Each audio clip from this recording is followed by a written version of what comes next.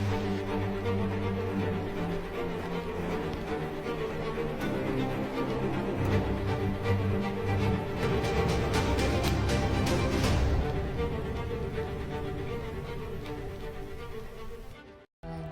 teman-teman semua, saya Wulan Purnama Yusuf. Kembali lagi di podcast Datang di Uang, Kuasa, dan Kita. Ruang obrolan yang mencoba melihat lebih dalam bagaimana uang dan kekuasaan bekerja.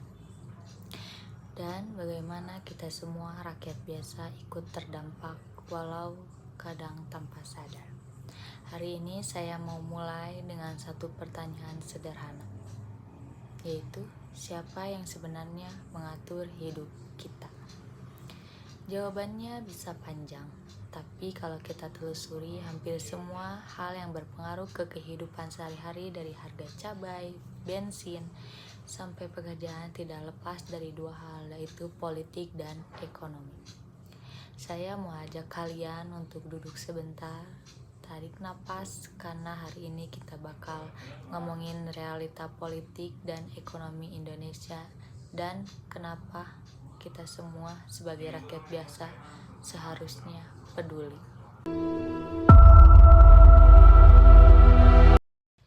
Di tahun 2024 lalu, Indonesia baru aja lewatin pemilu. Rame, panas, dan seperti biasa, penuh janji. Janji soal harga murah, lapangan kerja, ekonomi digital, bantuan sosial, pajak adil, dan sederet janji lainnya. Tapi begitu pemilu lewat, rakyat balik ke rutinitas kerja. Bayar cicilan, mikirin biaya hidup yang makin hari makin naik. Sementara elit politik, mereka sibuk bangun koalisi, bagi jabatan, dan pastikan siapa yang duduk di mana. Ini bukan hal baru, tapi tetap relevan karena disinilah kuasa bekerja. Kekuasaan di Indonesia seringkali lebih sibuk mempertahankan diri daripada membuat kebijakan yang benar-benar berpihak pada rakyat, dan uang menjadi alatnya. Politik di Indonesia hari ini bukan cuma soal siapa yang duduk di kursi presiden atau DPR, tapi siapa yang pegang kendali atas keputusan yang menentukan nasib banyak orang, mulai dari harga beras sampai investasi asing masuk. Pemilu 2024 baru aja lewat, tapi euforianya belum habis. Ada yang senang, ada yang kecewa, ada juga yang cuek. Tapi di balik semua itu, kita harus tanya, setelah semua janji kampanye dan baliho besar-besaran itu, apa yang berubah? Kita lihat elit politik mulai sibuk bagi-bagi kursi, bukan menyusun strategi buat ekonomi rakyat. Koalisi politik jadi kayak pasar malam, siapa yang bawa masa, dia yang dapat tempat. Sementara sejumlah lembaga internasional memprediksi pertumbuhan ekonomi tanah air akan mengalami penurunan. Coba kita lihat ekonomi kita hari ini. Pertumbuhan ekonomi Indonesia secara angka memang stabil di kisaran 5%. Tapi apakah angka itu terasa di bawah? Harga kebutuhan pokok naik, inflasi terus bergerak, dan kesenjangan makin lebar. UMKM yang katanya tulang punggung ekonomi justru sering kesulitan akses modal, dan pasar bahkan susah berkembang. Sementara konglomerat yang dekat dengan kekuasaan malah terus dapat insentif, kemudahan izin, perlindungan regulasi. Pemerintahan bilang ini demi pertumbuhan, tapi pertumbuhan untuk siapa? Yang kita hadapi sekarang bukan sekedar masalah ekonomi, tapi soal siapa yang pegang kendali atas arah ekonomi itu. Kalau kebijakan disusun hanya untuk investor besar, untuk oligarki, untuk elit yang punya jalur langsung ke pusat kekuasaan, maka kita masyarakat biasa cuma jadi penonton.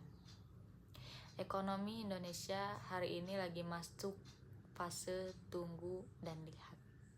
Banyak investor nahan napas, nunggu arah kebijakan baru dari pemerintahan mendatang. Kita hidup di era di mana ekonomi bukan lagi soal produksi dan distribusi, tapi soal siapa yang punya akses, dan akses itu ya balik lagi ditentukan oleh politik.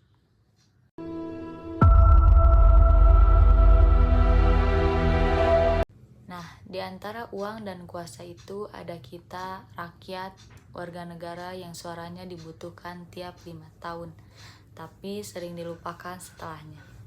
Dan ini bukan cuma salah pemerintah, kita pun punya peran. Kita sering terlalu diam, terlalu percaya, terlalu cepat puas dengan bantuan sementara, tanpa mempertanyakan sistem yang terus-menerus bikin kita bergantung. Tapi jangan salah, kekuatan kita itu nyata. Kita bisa kritis, kita bisa nanya, kita bisa nuntut transparansi, karena selama kita diam, sistem yang timpang ini akan tetap berjalan. Penting buat kita terus belajar, baca berita dari banyak sisi, ikut diskusi, nanya yang kritis di forum-forum publik, dan yang paling penting, jangan apatis. Uang, kuasa, dan kita. 3 kata ini bukan cuma judul podcast ini, tapi 3 poros yang saling tarik-menarik di kehidupan kita sehari-hari. Dan pertanyaannya adalah, kita mau terus jadi penonton atau mulai mau main peran? Walau kecil, walau pelan, tapi nyata. Selama kita cuma jadi penonton, 2 hal pertama akan terus mengatur kita. Tapi kalau kita mau bangkit, sadar, dan ikut ambil bagian, maka perlahan kekuasaan itu bisa mengambil ke tangan yang seharusnya, yaitu rakyat. Sampai jumpa di episode berikutnya. Rawat empati, dan jangan lupa suara kita itu penting.